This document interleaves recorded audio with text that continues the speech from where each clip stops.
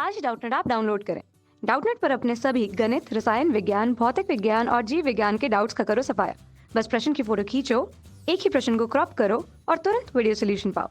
अभी डाउनलोड करें। हेलो दोस्तों, तो यहाँ पे हमारे पास क्वेश्चन है कि नई कोशिकाएं उत्पन्न होती हैं। यहाँ पे हम लोग को जो है 4 विकल्प दिए गए हैं। पहला विकल्प कह रहा है कि बैक्टीरियल फर्मेंटेशन मतलब जीवाणु किण्वन से, दूसरा कह रहा है पुरानी कोशिकाओं में पुनर्जनन से, तीसरा कह रहा है पूर्ववर्ती कोशिकाओं के विभाजन से, चौथा कह रहा है अजैव पदार्थ से। तो आइए जानते हैं दोस्तों कि जो नई कोशिकाएं होती हैं वो कैसे उत्पन्न होती हैं। यहाँ पे पहला विकल्प दे रहा है जो कि बैक्टीरियल फर्मेंटेशन से। तो मैं आपको बता दूं दोस्तों, बैक्टीरियल फर्मेंटेशन से क्या होता है, कोई भी चीज जो होती है वो एक अवस्था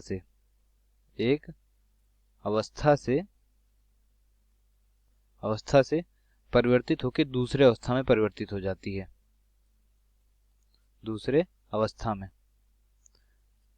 लेकिन इससे कोई चीज जो है वो जनरेट नहीं होती, एक अवस्था से दूसरे अवस्था में परिवर्तित हो जाती, कोई नई चीज नहीं बनती है। तो जीवाणु किण्वन से नई कोशिका के जनरेशन का उत्पन्न का कोई भी तालमेल नहीं है। तो ये गलत हो गया दोस्तों, क्योंकि कोशिका जनरेशन में जीवाणु का कहीं काम ही नहीं रहता और जो है न कहीं इसका मतलब रहता है। तो बैक्टीरियल फर्मेंटेशन मतलब जीवाणु किण्वन से कोई चीज नहीं बनती है, नई बैक्टीरिया इस जीवाणु किण्वन से और भी चीजें बनती हैं, लेकिन बैक्टीरिया जो है नई कोशिका नहीं बनती। तो यहाँ पे ऑप्शन गलत हो गया। दूसरा ऑप्शन क्या कह रहा है दोस्तों, दूसरा ऑप्शन कह रहा है कि पुरानी कोशिकाओं के पुनर्जनन से। तो देखिए, पुरानी कोशिकाएं होती हैं ये क्या करती हैं, पुरानी कोशिका जो होती है दोस्तों या तो ये मृत हो जाती हैं, पुरानी कोशिका या तो मृत हो जाती है दोस्तों।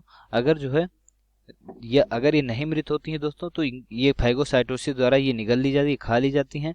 लेकिन अगर लाइसोसोम इनको खा लेता है, लेकिन अगर ये नहीं मरती हैं तो ये क्या होती है दोस्तों, ये जो है जनरेट होकर ये क्या होती है फिर से जो है नई हो जाती है, मतलब कि लेकिन नई कोशिका नहीं बनती है, ये अपने अंदर बदलाव करके फिर से जो है ये एक्टिव हो जाती हैं।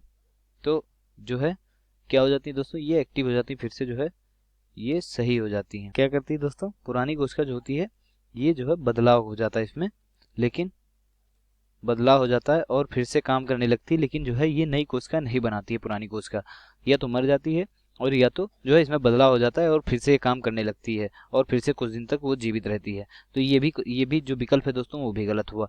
फिर अगला विकल्प क्या कह रहा है दोस्तों, अगला विकल्प कह रहा है हम लोग को पूर्ववर्ती कोशिकाओं के विभाजन से।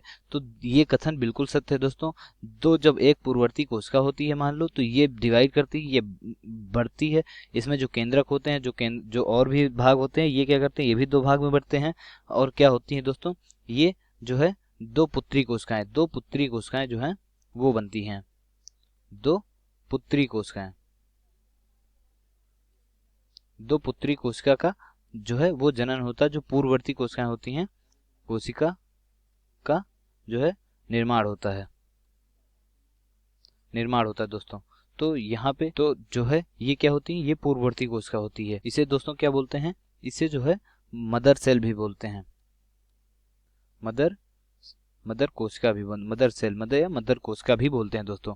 तो जब ये डिवाइड होती है, इसका विभाजन होता है दोस्तों, तो ये क्या करती हैं, ये 2 नई कोशिकाएं बना लेती हैं दोस्तों।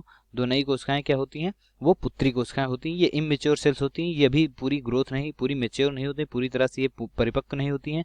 तो ये क्या होती है, ये पूर्ववर्ती कोशिकाएं, ये जो है अपरिपक्व कोशिकाएं होती हैं। फिर ये बाद में धीरे धीरे ग्रोथ करती है, धीरे धीरे इनमें बदलाव होता है, डेवलपमेंट करती हैं।